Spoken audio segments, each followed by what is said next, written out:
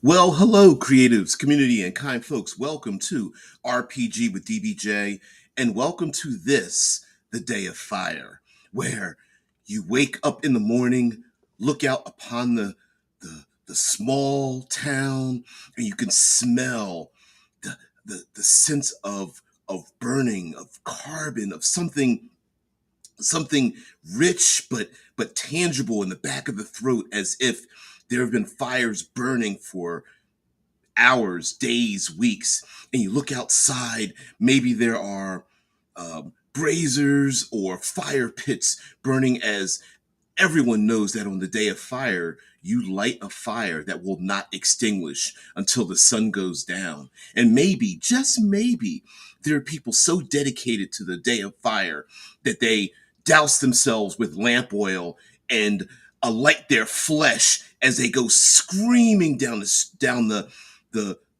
small pathways of this small village or town, their flesh burning, their literal throat burning and screaming as fire and smoke burns from their body, and yet their flesh continues to burn everlasting. So stick around, let's get into it.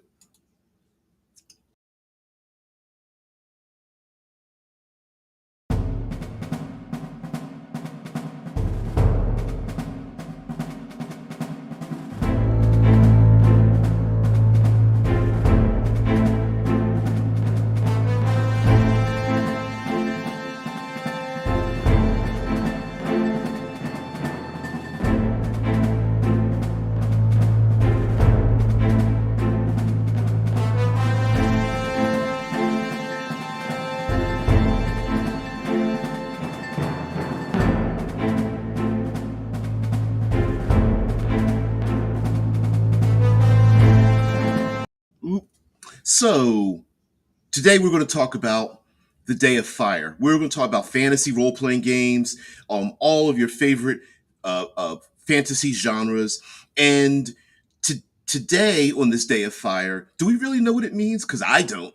So we're here to talk about it and explore this prompt for mind fuel, and to just have it somehow enhance our way of thinking about our role-playing games. So this series, The Day of, is just for us to use a prompt, and it allows us to overlay this maybe in our own world that we've already created, or to create a setting and just basically think outside the box and to come up with some interesting and new creative ways in which we can engage in our role-playing games. So hey, what's going on there, TA?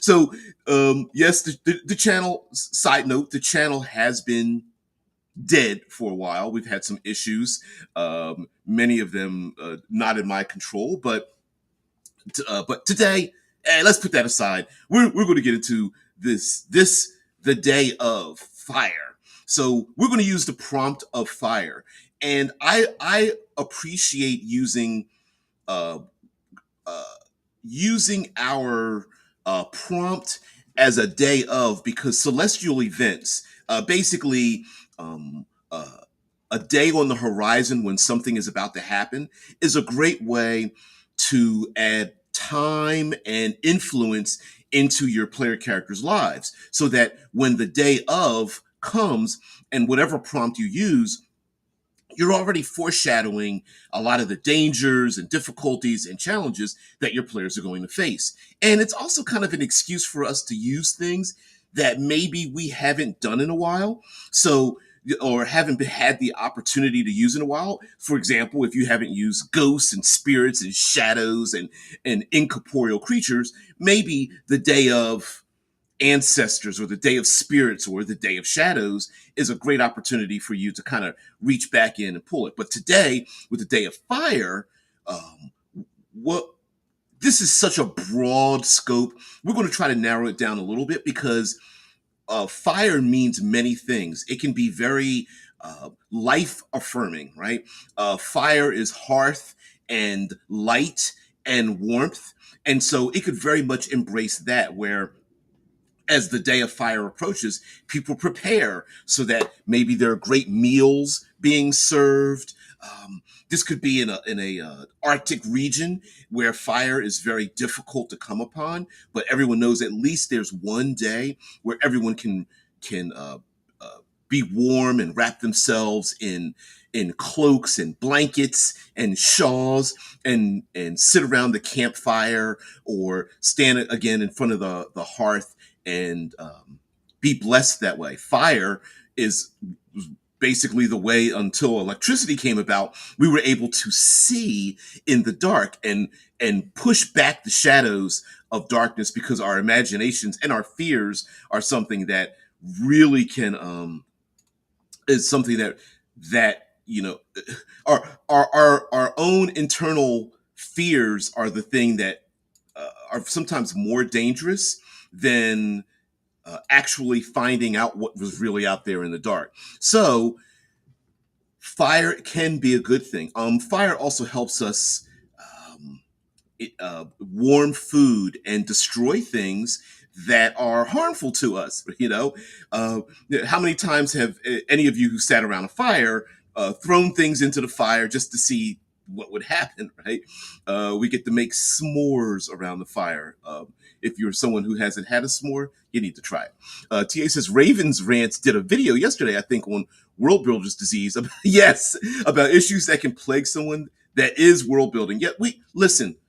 World Builders Anonymous, we need to come together to stand up in front of everyone and raise our hand and say, I suffer from world building syndrome. And then everyone says, hi, hey, DBJ. Yes, because sometimes we can get a little bit out of hand with world builders disease where we just keep making things layer after layer. Most recently, I think it was yesterday, there was a live stream with Roll for Combat, and Baron Dorop from Dungeon Masterpiece was on it, talking about like geopolitics and such. It's very good stream, very long. Learned a lot, but yeah, sometimes we can world build just a little bit too much, a little bit too much, because players really don't look into it, which is kind of why I want to do this series, and I hope it catches on because I think it's something very simple we can use that uh, it's got an iceberg effect where if you say in your world there is a day of something, that it implies that maybe you know a lot more about the world than you really do, and that it can have like a sociological effect, an economic effect, and of course you have to have combat in there and dangers and hazards and explorative things, all kind of wrapped up in one. T says also on fire, the flames are a result of the fourth state of matter, plasma. Yep, matter is plasma generation. Yep, solid, liquid, gases, and then plasma. Side note: I always wanted to make a role playing game where the stats were not your typical like strength, con, things like that. Yep, T says basically implying a deeper lore, which also means that on a day of fire, fire is a type of energy that ancient man and even today, um, it kind of hypnotizes us, right? It's you know it hurts us if we touch it, and it is something that's almost alive. Fire is often talked about as if it's alive, and that state of being in which you can't really encapsulate it, but it's very amazing to for our that base lizard part of our brain to talk about fire. Now we getting into the more of a fantastical part of this, and I'll vacillate between fantastical and mundane, but the fantastical part could be that you could have a mechanical effect in your world that affects fire. For example, maybe all fire on the day of fire can never be extinguished. If you light a fire for whatever reason, maybe it just cannot be extinguished. And that presents a number of problems and issues and gives the players a little bit of a dial to play with, because players love throwing monkey wrenches into things, and maybe setting your game world on fire for at least 24 hours um, might, literally and figuratively, might be kind of cool to let the players like, oh wait, you mean if I cast a burning hands or a firebolt or even a fireball, it won't go out? Ooh, and they start to, their minds start going, and then it's like, I'm going to cast a fireball in the tavern, and then the tavern just starts to burn down, and it just refuses to go out, and all the people are just sitting there going like, don't do that. Now, this could be something which involves like spirits and deities or something, or extraplanar creatures that are drawn to the fire for good or bad. Um, a campfire where the campfire itself literally starts to extrude itself, two from 2 to 7 limbs of fire as it tiptoes outside of the fire pit and starts walking around as a fire elemental, because a fire has been lit and it gains some kind of a independence or sentience or mobility or something. Also, if a fire can't be put out, it it can absolutely be the end result of something else. So for example, if someone casts a fireball, maybe the fireball's thrown explodes, and does it set other things on fire, or does the fireball just burn in this 30-foot sphere wherever it lands, and as it explodes, it remains in its exploded form or something like that? I don't know. But it would be pretty interesting. Or maybe things just keep smoldering. Or it could be the opposite. People are unharmed, or at least resistant to fire and its effects. Little kids reach their hands into the hearth to pull out an ember, knowing that on the day of fire they won't be burned by it, or won't be burned deeply. It'll just be like a playing like a hot potato or something. TA says, I can still it can still completely mesmerize someone, yes. Just staring into a candle flame or a campfire's flames dancing around, and the coals, heat waves of orange and red over the charcoal black surface. I love your description there, by the way, because it's drawing me in, and I don't have a fire here right now. But it's also comforting in a way, right? If you're in a camp and the fire started, and all you hear is just the crackling of the embers and such, and you put another, you know, log or stick or something on the fire and whatnot. It's there's something comforting about it, and strange and powerful. And I mean, the day of fire maybe pyromancers are a thing in the world, and the day of fire is able to draw out the individuals who can garner power from, or their power is elicited from their exposure to the fire. And maybe that fire is possessive, or gets consumed inside of someone, or they're drawn into it, or they're able to reach their hand in and just like play with it and draw it into their hand, and someone's like, they're going to wizard school, right? Or they have something inside of them that really draws them out, that a fire, a literal fire inside of them, uh, as something inside of, some young people or whatever, glows, their eyes glowing with flames, and they open their mouth, and you could see like the heat energy, like a furnace or a hearth inside of them. And maybe on this day those individuals are, maybe they're cast aside, or they are embraced, or something like that. Yeah, like Deadman says, pyromancers are a priest class. Yeah, why not? Right? The gods aren't limited to war and healing. I mean, sure, why not? And what the people believe and what the reality of the situation is could be two completely different things. For example, maybe on the day of fire, the people here are able to express themselves, i.e., they take on the stat blocks of like I'm going to mispronounce it, Azirs or salamanders or Ifrit, uh, elementals, or I don't know, maybe you just start handing out magical abilities to your NPCs, because you're the one running the game.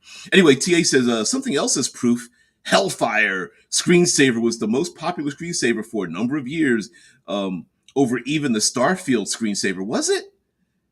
Was I remember the Starfield screensaver? That one and the Matrix one was so popular from this old Grognard's time period. But yeah, that's fun. A plasma energy matrix that is sentient and keeps pursuing and breaking down its target into energy until it's gone. It is used in the Star Rigger trilogy as a road builder level of technology weapon. Really? Ow. Ow, ow. Using human beings as fuel, whether they're their bodies or their spirits, is also pretty interesting too, right? Like the Day of Fire could literally have people who, again, like during the intro, they light themselves on fire and remain burning until the day ends, and maybe they don't die. Maybe they just become the pain of lighting themselves on fire as a sacrifice to the pyromantic gods or spirits, in the netherworld or something like that, is their sacrifice. But their sacrifice could also be a thing where they run around as undead plus fire, right? Oh man, I don't know. That plasma weapon was designed to test the limits of indestructible space-time ships and often succeeded at destroying the indestructible. That may be another thing as well. Maybe the Day of Fire, like taking the ring and throwing it into the fiery pits. It could be something. Today, on the Day of Fire, is the day you can finally destroy that which cannot be destroyed, and it could be cursed items, political prisoners, rampaging constructs, or something of that nature. You know, why not? Or, I mean, the Day of Fire could be a day of forging, which in itself could be a prompt, but the Day of Fire may be a way to forge weapons that could not be forged before, much like the lost forging methods of Damascus steel. Maybe the Day of Fire is the one day that the forges are lit, and there's a mad dash to forge these weapons that just so happen to have these flaming waves uh, imprinted right into the steel. And when it comes out of the hearth, I mean, it comes out of the forge and it's tempered, or whatever happens with forging weapons.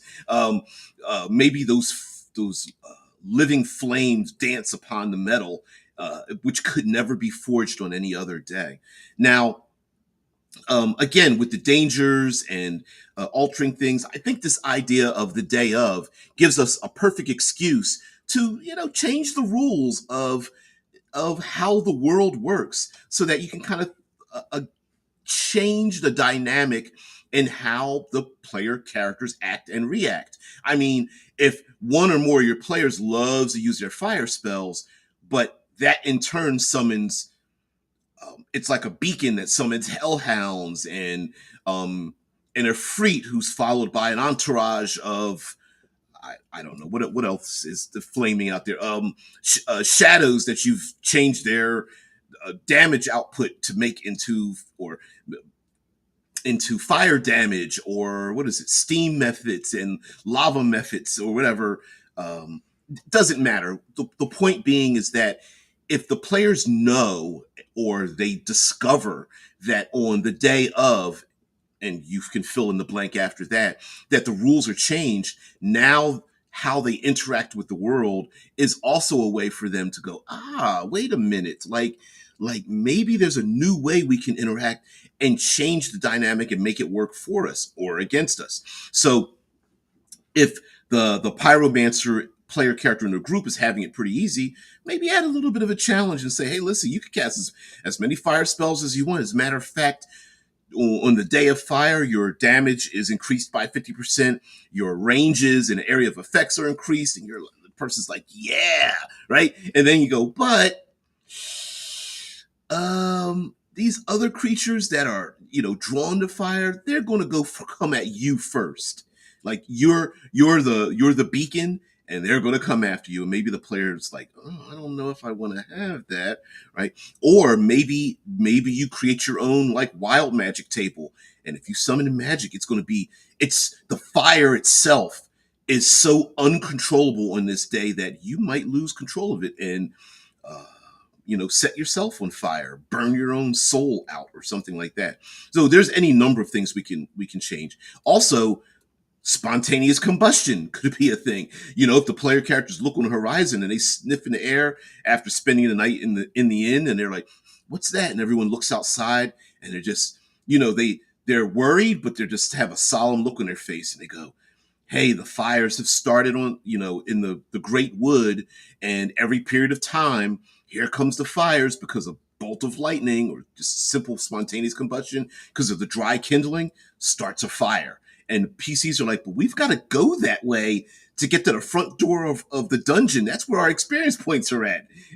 And other PCs are like, that's where our magic items are at too, right? Well, you're going to have to figure out how to navigate through it or around it. And fire brings a lot of other hazards.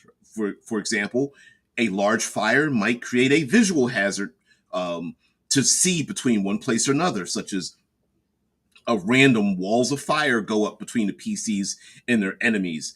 And you want to target with that magic missile, but you can't see through a wall of fire, so yeah, you can't target them, right? Or of course, there's smoke inhalation, and in small confined spaces, fire does absorb all that oxygen. If you want to go a little bit more scientific on those effects, so you can throw a lot of those hazards in there as well.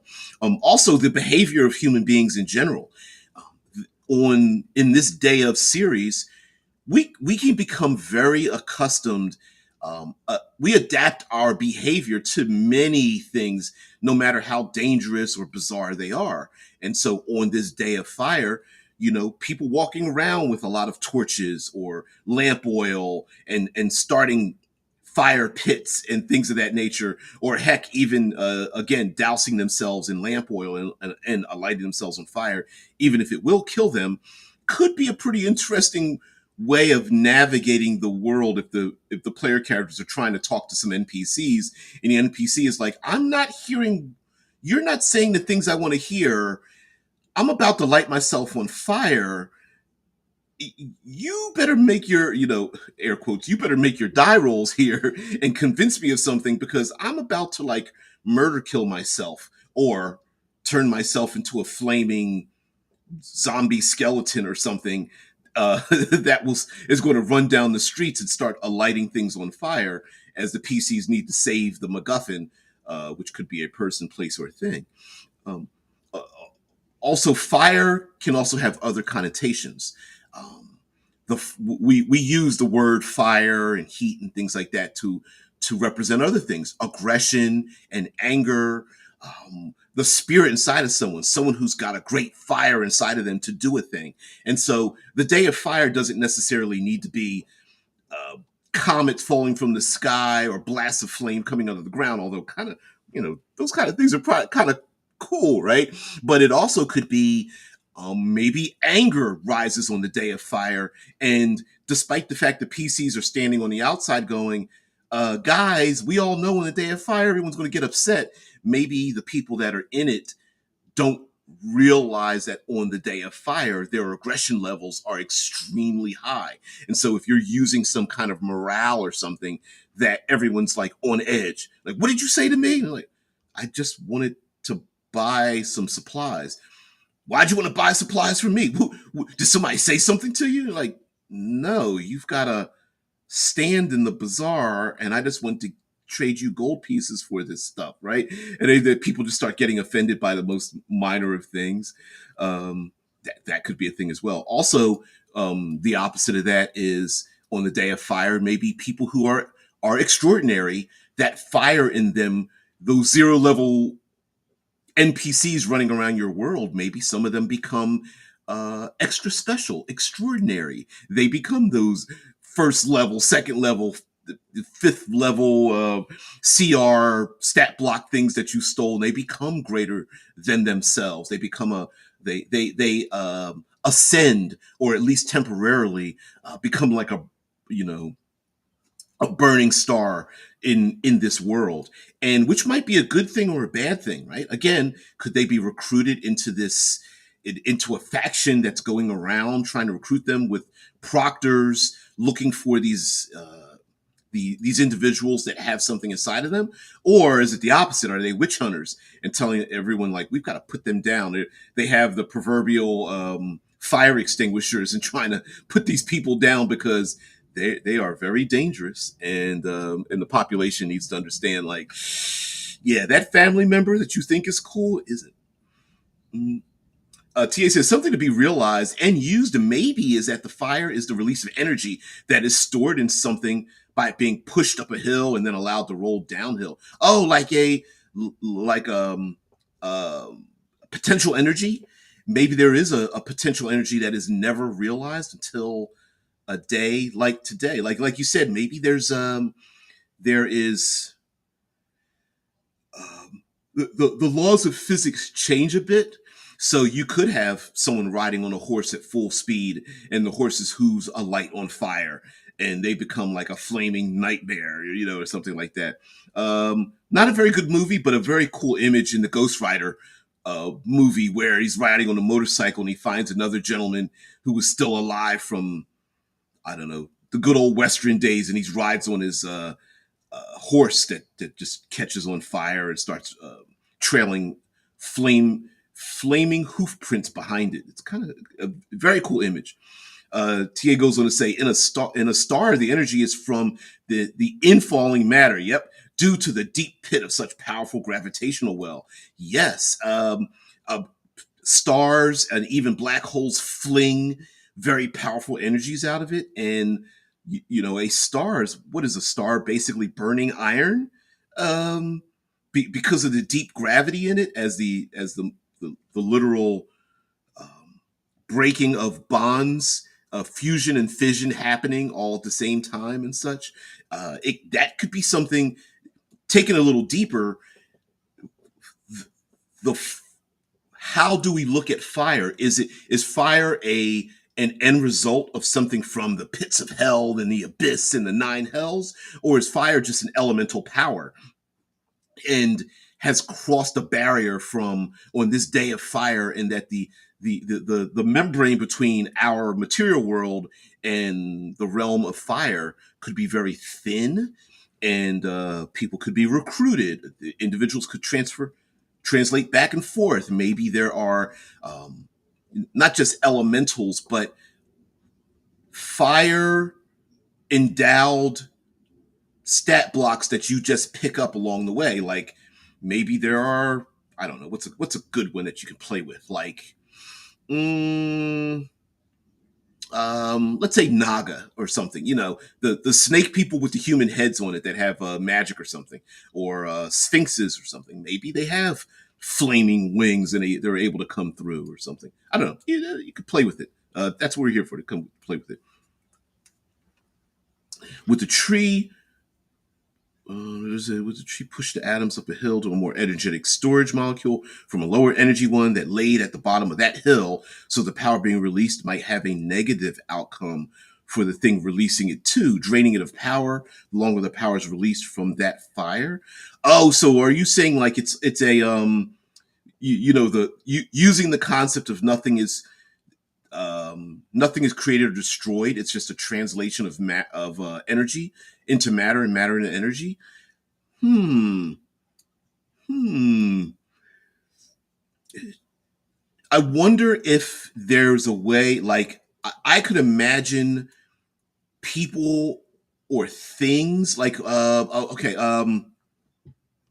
maybe there are like blaze stones, for example, and these blaze stones, all the rest of the year don't mean anything. But if you pick up a blaze stone today, put it in a sling, put a big giant boulder in a catapult or something, a catapult, putting a yeah, like a sling stone or something, and you start to swing it around your head, and maybe that creates like a potential energy, letting it on fire that can be tossed and lands or whatever. And when it explodes as energy, or it explodes out, then it just becomes back to a normal thing, or it could be destroyed. I don't know. melt castle walls or something. Going into your comment here, TA. Also, if the fire becomes sentient, it would be actively seeking to devour more things. Yeah, to keep it alive and burning as long as possible too. We fire is often described as being alive, like it needs. What are the three things that fire needs? It needs fuel. It needs combustion, fuel, and air. It, so yeah. I think it needs something to burn, oxygen to feed it, and something else. Anyway, but fire is often. I know my brain is just not working today. Fire is often described as being alive, and maybe as a fire spreads, it's, dare I say, it's not just growing of one size, but it could be breeding. Fires like to leap and burn as the embers catch other things on fire, which is why it's so difficult to stop forest fires, is because the burning embers will float through the air and then alight something else on fire over top of rivers and streams and such. Although slash and burning is a very ancient way, even till today, of being able to use fire for harvesting, because the carbon, after it's the leftovers of things being burned, actually create nutrients into soil that can then be used and turned over and create even more rich soils to grow things. So maybe they're the for Druidic slashing and burning may be a thing during the Day of Fire. That is like, there are individuals that are like, you know what, today we got to step up and do this thing and try to curtail it, because if the fire goes out of control, it's literally going to breed into other fires. Like maybe there's like giant fire elementals that arrive, but then dangling off of it and being set on fire, little small baby fires that are running around trying to consume something to get even bigger and bigger. And yeah, sentient fire, hells yeah. And it may not just be fire, maybe they become individuals, people, taking on a humanoid form. Doesn't have to be, but it could very well. He says, goes on to say, like it's not an act of evil, but rather one of desperate survival that causes it to attack and consume someone's energy to make more of itself on fire. Yeah. Maybe the Day of Fire is the day that the elemental plane of fire recruits things into it. People, maybe it doesn't just kill people, but it consumes them and their spirits alight with flame, have no other recourse except during the Day of Fire to, say goodbye to their loved ones. But when the Day of Fire ends, they've got to go back to not go back. In order for them to continue to live, they must go back to the plane of fire. Otherwise, there won't be any fuel for them. But on a plane of fire, it's like eternal fuel, and that keeps them alive. That'd be kind of cool.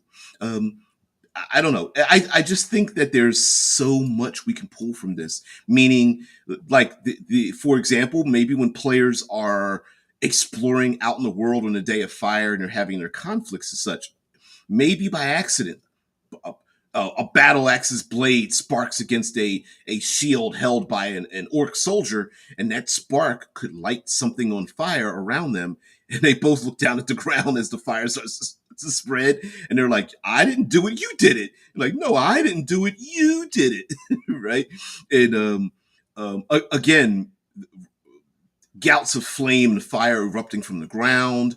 Um, uh, a meteor swarm with fire falling from the sky could be a real thing on the Day of Fire. And those kind of hazards, randomized hazards as the PCs are navigating the battlefield or something like that, I think it's kind of cool.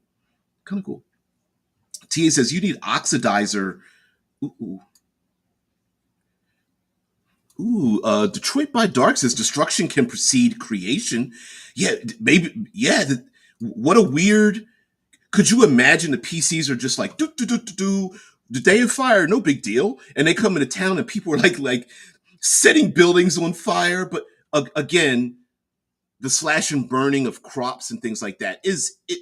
I mean, it's a real thing. We know that actually works, but it could be a circle of druids are trying to do this thing, and the current population is like, no, what are you doing setting things on fire?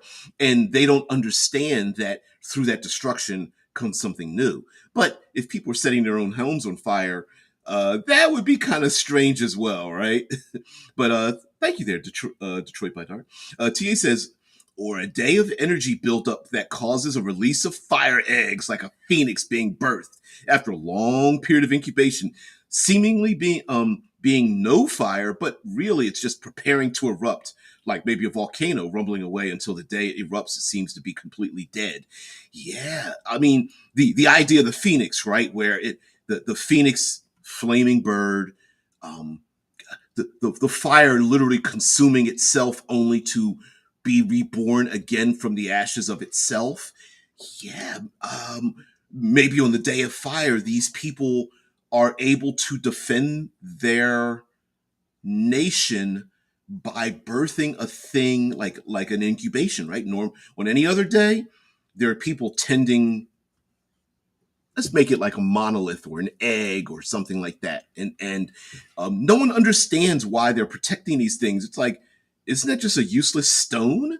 And but the people are just very, I mean, they're just devoted to it, irrationally. But on the day of fire, cracks open, and the thing, a monster, a tentacled flaming creature, a flaming bird, a flaming giant or something like that erupts from the egg, and it in of itself is able to act in accordance with the people who live here. And they go out there, torches in hand, I don't know, a gel chemical cast upon their skin so they don't burn, so that they can wage war against their enemies for at least 24 hours. And their enemies are like, we just need to survive long enough so we don't get burned down or something, as people batten down the hatches because these pyro the pyro civilization is one in which this is their time, this is their place, um you know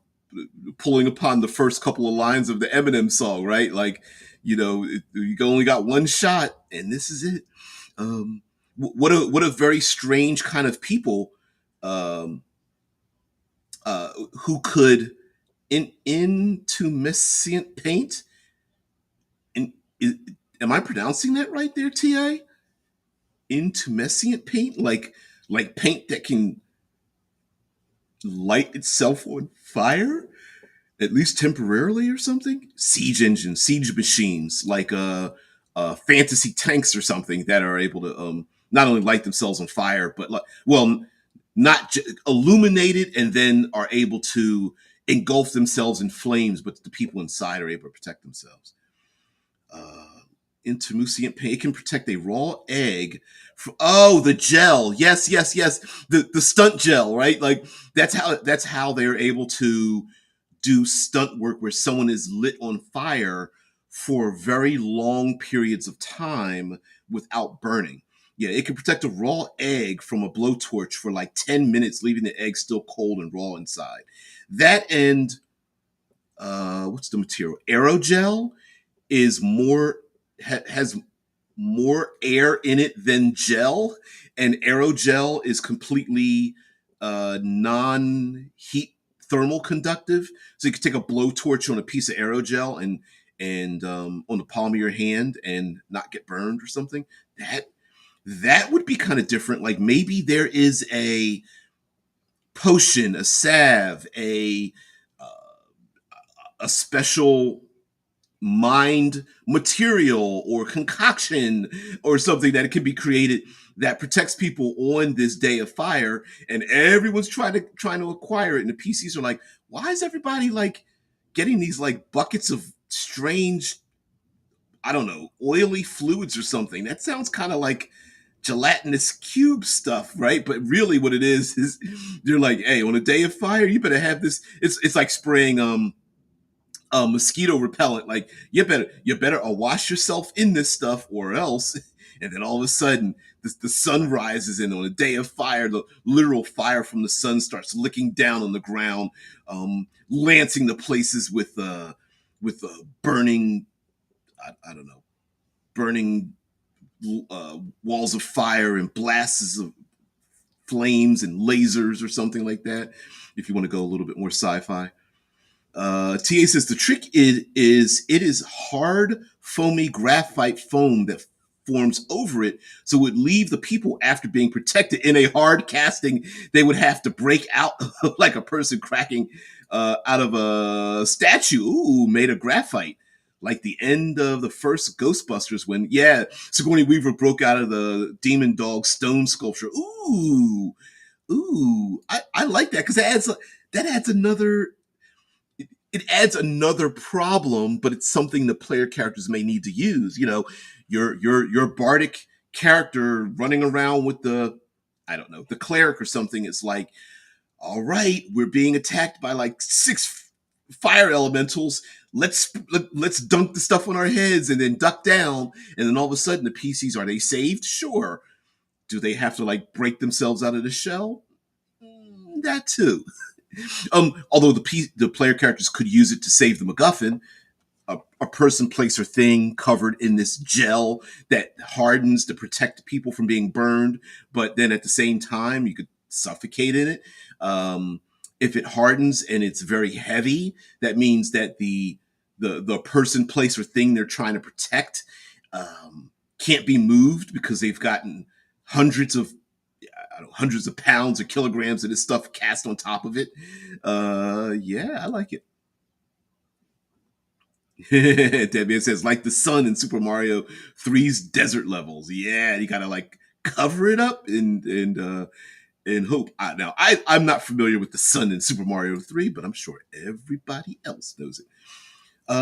T says, this is something you could literally make using simple materials and whip out the blowtorch lighter to cook a miniature, coat it in it, then crack the coating off as it does not get hot even. Ooh. Although I don't know if anyone wants to risk their good miniatures, maybe a couple of broken ones, and dip the miniature in it and then take a blowtorch to it. Maybe better used in a controlled environment than someone trying to do a TikTok video about it or something. Yeah. Does not even get hardly at all. Thus, you could then just pull the miniature out of that graphite structure. I didn't know you could make it out of simple things. I figured you could only get that aerogel graphite stuff in a lab or something. But people are pretty smart about things. There could be like a warrior class that uses, on the day of fire, is able to use fire in strange, unique, and brutal kind of ways. I for some reason I remember. Oh, what is the device in the object used in uh, Catholic religious ceremonies that is a lit and is swung back and forth and smokes or something, and then that draws ideas of having like a flail or a mace or something that is lit on fire, with inside of it there's like hot coals that are used to smash people in the head and also burn them when you hit them. And of course there's also the idea of like the flaming sword. And there could be a community of people that on this day of fire they're able to harness this power, and maybe they can hold on to it later, right?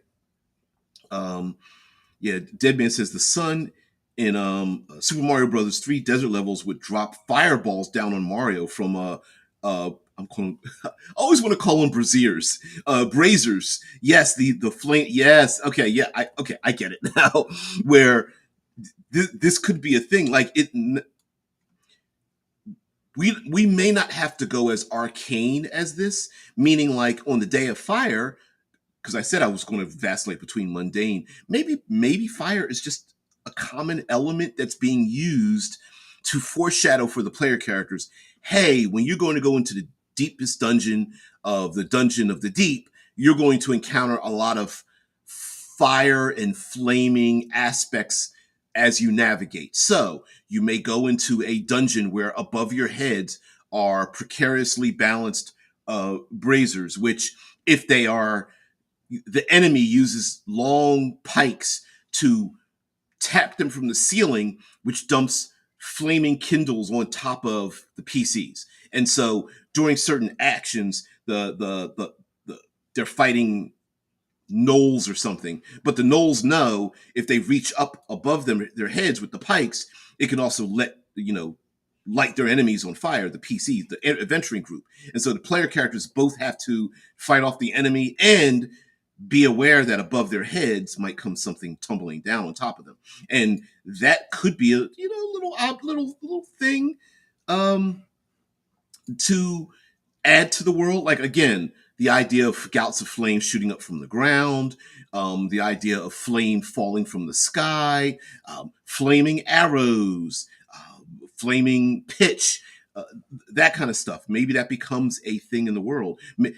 A warrior class that spills oil upon their shields and then they light their shields on fire and become like a flaming shield wall that runs towards the player characters. And maybe the player characters themselves are able to gain some sort of benefit. Oh, let's get that jar of um of combustible oil and I'm going to spill it on my swords. I'm a dual wielding warrior. Hey, NPC ally that's with us, you'll spill it on my blades and I'm gonna fight with flaming weapons or something like that. And then they get that. Incense rose in chunks for the scent, like frankinstink or myrrh. Is that oh, you just brought something up in my head about like a lighting incense and things of that nature. That could also be a foreshadowing of a thing. What is burned in the fire? Does it smell or have a is there a visual aspect to it? Could you turn a fire into a green fire or blue or purple? Is there a scent that is carried on the flames that draws the attention of predators or something like that? Fires are used to signal people. Often, hey, let's do an SOS, and someone lights a torch on fire and spins it through the air or whatever. The Shadow Dark RPG that's come out, that was a $1.3 million Kickstarter or something. Torches are very important, and when the torch goes out on this day of fire, it could be very, very important. Or maybe on this day of fire, again, if the fires never go out and the torch never goes out, anybody remember the ever burning torch? Anybody? The ever burning torches. Maybe the people are just like, light as many torches as you can, because when the day ends, the torches will still be lit. And the PCs are like, oh, that's kind of cool. Can I keep one? They're like, sure, just stick it in your backpack. Just wrap this intricately woven scarf around it to put the fire out. And once you take the scarf off of it, the fire will alight again. Mm-mm-mm. Yeah, if you did the miniature thing, I would test it first to make sure your paint works as is, and then use something you use for hardcore incense burning. Yeah, like the black charcoal puck with pure incense rosin chunks for the scent. You could have bladders full of that oil behind the shield too, so that you can squeeze it to cause a flamethrower like effect as it passes through the flames on the shield. Yeah. Yeah. Hey, all you people that like to make fun of the people who play bagpipes. Yeah, in your face, mofos, right? Why are these warriors carrying these like bladder like backpacks on their back, and then all of a sudden they've got the shield and a weapon in hand, and then on their waist they have like a little like I don't know air filled spongy thing that they can um, squeeze to put air through the system, and they squeeze it and the oil just shoots out like a flamethrower, like squeeze whoosh. Like, that is sweet, right? I love it. Yeah. In your face, mofos, right? Yeah. Bagpipers playing in the back, and all the PCs are like, stay away from those guys. Bagpipes shooting flames in the air, like oh uh oh Mad Max Fury Road. Mad Max Fury Road with the the electric guitar player shooting flame out of his guitar. I think he was blind too, but yeah, people walking on the fields of battle playing the bagpipes, and everyone's like, "Oh shit!" And then all of a sudden, boom, boom, boom, flames shoot out of it. I love it. Yeah, yeah, you could call a guard that uses this technique the Dragon Guards. Yep, yep, hell's yeah, yeah. I mean, we could pull so many things from this Day of Fire, where the PCs can go into a region in your world, or you want to shape. I, the reason why why I titled this the Day of is, maybe there's a corner of your setting that you haven't really filled in and you want to make something different, and this could be the thing, especially if the Day of Fire is in a place where fire isn't very common, like an Arctic realm, and it's just nothing but blizzards and snow and ice forming witches and um, cryomantic uh, wizards and things like that, and winter wolves. And then there's people that live in this valley, and today will be the Day of Fire. And then all of a sudden, it's just like they're strapping on their leather armor, and rubbing strange oils on their armor and putting the plates over top of that. And then all of a sudden, they go into battle, and their armor's glowing like it's if it's in a forge because of the flames that they've lit themselves with or something. Or maybe they're able to have a pouch full of burning embers that they put into a sling stones or slingshots or something like that, or just toss like grenades or something. Yeah. Yeah, why does he carry that bladder full of liquid everywhere? Is that wine? No, that is one of the Dragon Guard. Yeah, yeah. I love it. Yeah. And you don't want to be on the receiving end of that liquid in that bladder. Yeah, he's one of the Dragon Guard. You gotta have the deeper voice, like the NPC that has to warn the player characters or something. The player characters are like, why are they wearing like those camelback bladders all the time? Oh, don't question them. They are the Dragon Guard, right? You know what I mean? It could also be uh, using fire as a social form, because we're talking about like festivals and the day of. Maybe there's like the classic Dune Paul Atreides test, right? Stick your hand in the thing and feel your hand start to burn off. Can you put your thanks, Tia. Yeah, put your hand in the fire and see how much it burns. And then when they pull their hand out, they realize, oh, unlike Dune, their hand really did catch on fire, right? Or maybe not. What a good excuse to give your NPCs um, burning hands, produce flame, uh, you know, firebolt, fireball, if not temporary but permanent. Hey, ATAC, listen, you gotta modulate the voice, man. This isn't just normal stuff. You have to do like the scary NPC that the PCs come across in the small town, as the PCs are going do do do do do. Why are they there? And then you have to have the very uh,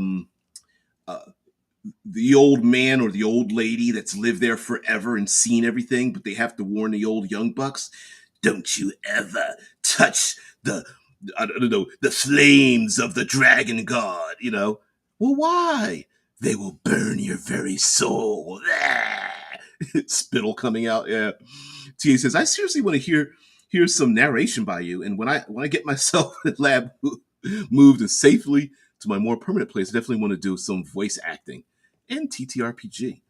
It's been ages since I've been able to game master. Yeah, me too. Me too. I actually thought about doing like a very short series of um, not necessarily reading a book, but like reading the elevator pitch and see if it works. Like I was also going to go.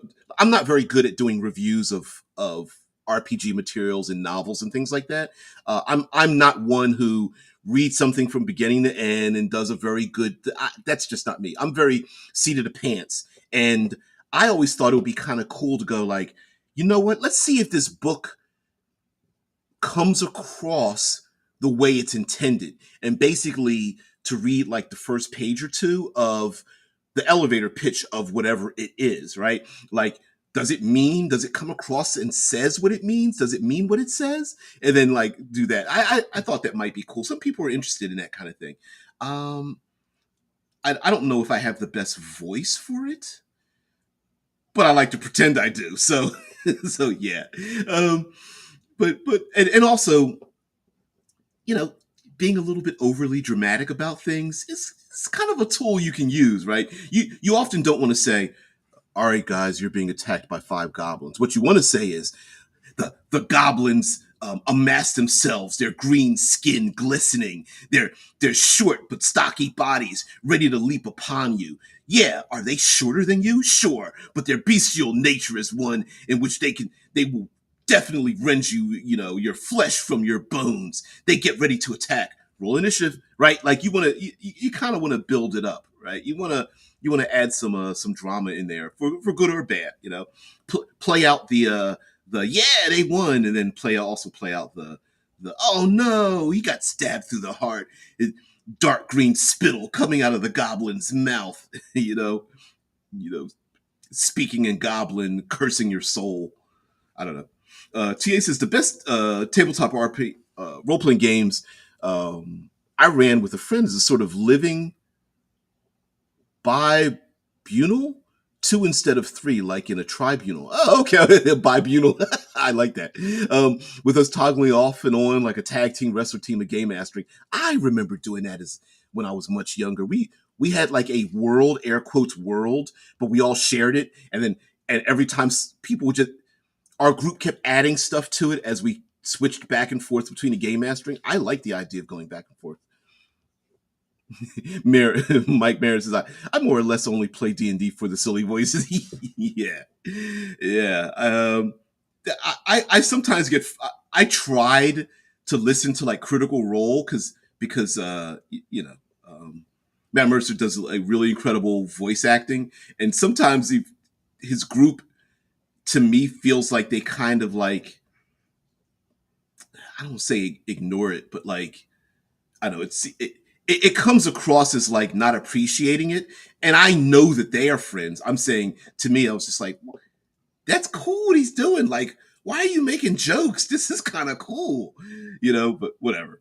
But anyway, guys, we've come to the end. We could, of course, we could do a whole week of the Day of Fire if we really wanted to. Yeah. TA says it works best too if the players can convey their choices by emotion and sound instead of having to um, wordsmith it out, like making the motion of drawing and releasing an arrow and making the doink sound. Yeah. Doink. And also we understand that communication is body language, it's facial expressions, it's the micro undulating sounds we make. Which, side note, oh hey Shice, it's like holy hell I missed it. It's all right. Yeah, the sword swipe it makes it easier to choose how failure. Yep, shwing ting, shoo, shoo, ching, ching, ching. Right? Yeah, I love all that stuff.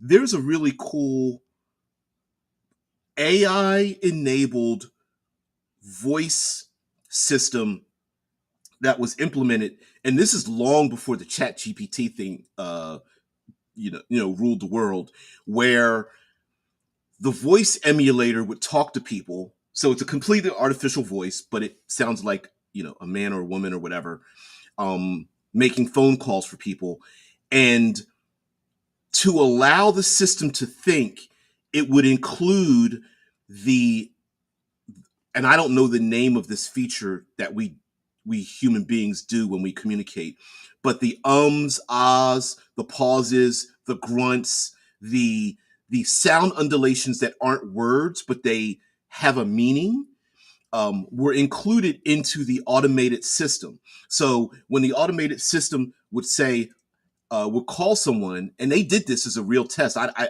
have to find the video or podcast it came from when they did it, but it would call someone and say, "I'm trying to make an appointment for my client, Miss Johnson. She wants to make an appointment to get her hair done." And then the person on the other line would say something, and the computer system couldn't understand or decipher what they said, and it would go, uh, because the computer system was working, and then it would say, come back after saying, and then come back, go, well, I didn't understand that. I didn't catch what you said. Could you repeat that? Right? Or something like that, right? And I was just like, oh no, that sounds too human. I love it. Oh, that's scary. Yeah, Shay Squad said, I started looking late the party. I was dealing with customers. Customer shiznit. Yeah. Yeah, a bunch of shiznit. Yeah. Yeah. Mm-mm-mm. We had the rule from my first GM that you could make the motion or sound, but making both together you had to roll for because you could not take that back. Ah, that's silly. We used to do no takebacks. That's kind of silly if you think about it, but we used to do the no takebacks thing when we were kids. Well, kids, we were in college and stuff, but yeah, it's like, no, you said you did it. You said you were going to do it. That's funny. Yeah, the whole you guys don't get push notifications unless you. I mean, you have to.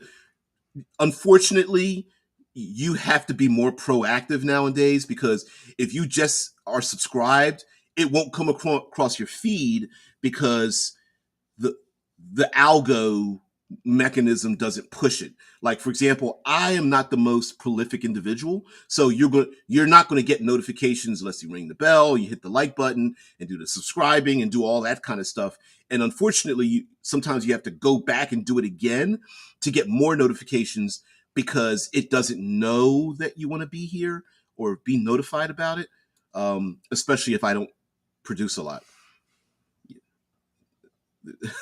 She says, it was a good one, very inspiring because I was totally not in the mood for this when it started, and you got me totally in the mindset. Oh, I hope so.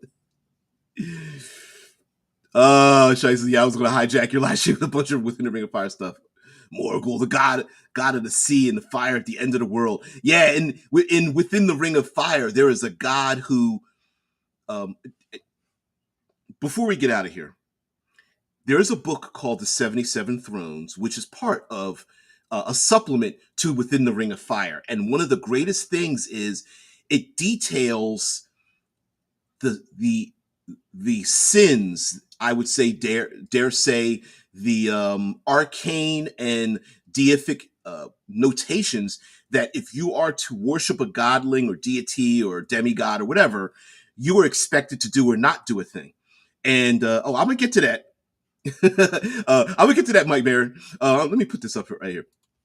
So one of the things, and one of the gods of fire, who actually keeps the ring of fire burning around the world. There's literally a ring of fire around the entire world, and that fire, the people who believe in that, um, their sin is putting out any fire. They were expected to light a fire and never put it out. Sounds good, but in practice, oof! Like, what happens if the PCs are like, "Hey, we need to hide. We need to be stealthy," and the cleric like faithful, the zealot is just like, "I'm never putting this fire out," and they're like, and one of the PCs like, "I don't care. I don't believe in it. Here, let's get this bucket of water," and he's like, "No, don't do that." You know. Mm-mm-mm. Shice is like, dude, I got the notification bell clicked on, and now that you're back in business, I'm gonna be following you on the regular. But it's also in the middle of my business day, so over here in Zataland. Yes, you are overseas. I appreciate it for appreciate you being here. And appreciate anyone who wants to get notified or whatever. Yes, the live stream goes up at 6 a.m. Eastern Standard Time. So if you're in the Euro Theater, it's probably 10 or 11 in the morning within. Now tomorrow, Mike Mayer says, what's tomorrow? Tomorrow is the tomorrow, let's see if I can pull this up here. Tomorrow's the Day of the Wolf, and let's see if I can pull up the let's share this window. Day of the Wolf. Let's share this out so you guys can see it. Day of the Wolf tomorrow. Yeah, Mike Mercer says midday here in the UK.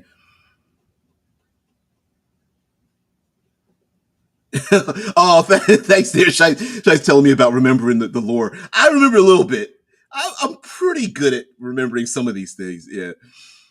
Mm-mm-mm. Yeah. Ooh, yeah. Day of the Wolf. And like I said, for those who, if you're here this long, uh, first, thank you for being here. If you've been here this long, or catch the end of it. But um, the the idea of this channel is seat of the pants, live, be inspired, mind fuel, just something to think about during your day. Just creative spark. It's 6 a.m. my time. I actually do this before I go to work. So this is like my morning coffee. And honestly, it's more like me hanging around with a bunch of friends, like before or after a game. And so I look at it that way. So I try to be very unscripted. I try not to I don't want to do research. I want to like seat of the pant.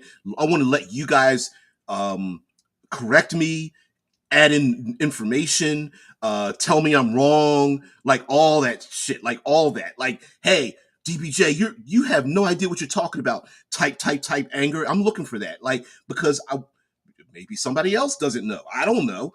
And I'm always willing to learn. So uh that and the also the idea of like, it's the hive mind, right? Like I can be arrogant and think I'm smart, but no one's smarter than the hive mind. Like one is not as smart as five, and that kind of thing. Uh, Shai says, "Wolves, holy hell, we can go nuts within the Ring of Fire stuff with that." Yep, but I might be going tomorrow. It's all right. Thank you, thanks, M. Shai says, "Dude, it's cool as hell to do your RPG live talk first thing in the morning." Yeah. Ta says, "Corrective criticism as we learn from listening." You know what? It's like um I'm not a negative individual, so I often don't put out thumbnails that are like the worst of you're wrong if you stuff like that. But instead, I like to elicit. Sometimes I will say I understand that I will say things that I know is wrong, or I'll start down a path of thought and I won't stop myself because I know the minute I say something, I'll be wrong. And the reason I do that is because somebody out there, you guys, is going to go, no, no, no, you mean this thing.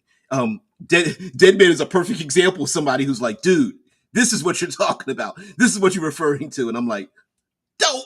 That's right. So I never take it personal. I like to learn things. Yeah, everyone needs to know that lesson and practice. Yeah, I'm always look. I'm an old groggy, and I still can learn. I can still learn things all the time, every day. Yep.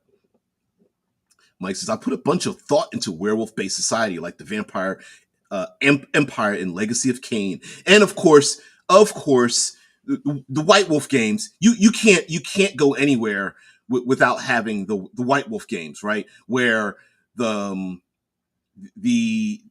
Werewolf the Apocalypse, Werewolf the Forsaken, I believe. Of course, we will talk about werewolves, wolves, devil dogs, death's hounds, and or whatever they're called, hellhounds and blink dogs, and all. We would talk about all that, and then the society of wolves themselves and how they. Anyway, we got to get out of here. What about a world where it's were men that are wolves that turn into men as a curse? Ooh, yeah. Don't give it all away. Not yet. Come on now. All right, listen. We got to get out of here. Got to get out of this place. Don't know if we'll ever get back. Guys, have a great one. Yeah, like I said. Yep. Tomorrow. Tomorrow. Oops. Let's put this back up here if we can get this. Come on. Come on. Switchity switch. Why won't the wolf come back up? Not full screen. We want the wolf to come back. Now my internet is acting up. Oh well. All right. Anyway, the wolf's down in the corner. You can see it. Doesn't matter. We'll see you tomorrow. Everyone have a great day. Guys, thank you very much for being part of the show. Thank you very much. Yeah. All right, Mike Marin. Peace. All right. Guys, have a great one. I'll see you later. Bye.